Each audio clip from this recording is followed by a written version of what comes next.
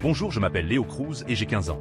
Aujourd'hui, je vais vous parler de mon histoire d'horreur. Ce qui est expliqué est complètement vrai. Un jour, j'étais sur mon canapé en train de regarder des vidéos vers 2 h du matin. Mes parents dormaient à l'étage et j'étais seul dans le salon. Tout était calme, jusqu'au moment où j'ai entendu un bruit venant du couloir, comme un craquement. Je me suis dit que c'était sûrement la maison qui travaillait, mais quelques minutes plus tard, j'ai entendu un autre bruit. Cette fois, il venait juste derrière la porte-fenêtre. Je me suis levé pour regarder, mais il n'y avait personne. La rue était complètement vide. Je suis retourné sur le canapé en essayant de ne plus y penser. Quelques secondes après, mon téléphone a vibré. Un numéro inconnu venait de m'envoyer une photo. Quand je l'ai ouverte, mon cœur s'est arrêté. C'était moi, assis sur mon canapé. La photo venait d'être prise depuis l'extérieur de la maison. J'ai immédiatement couru réveiller mes parents pour leur montrer. Au début, ils pensaient que c'était une mauvaise blague, mais en voyant l'heure de l'envoi, ils ont compris que quelque chose n'allait pas.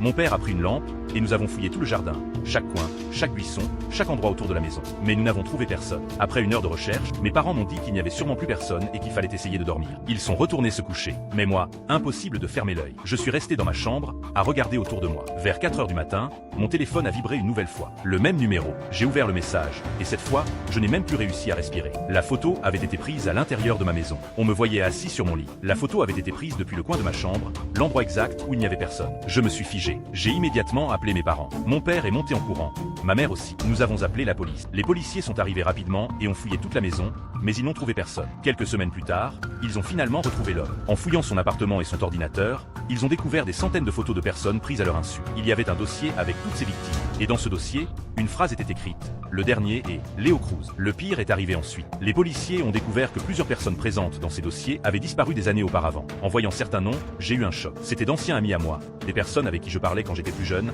mais avec qui j'avais complètement perdu contact. Les enquêteurs m'ont expliqué qu'elles faisaient partie de ces anciennes victimes. Je n'ai jamais réussi à oublier cette histoire. Encore aujourd'hui, je vérifie plusieurs fois mes fenêtres avant de dormir. Et parfois, quand mon téléphone vibre en pleine nuit, cette peur revient toujours. J'espère que mon histoire vous a plu, parce que juste en l'expliquant, ça me terrifie encore, avec tous les mauvais souvenirs que ça me rappelle. Merci beaucoup d'avoir pris le temps de lire mon histoire.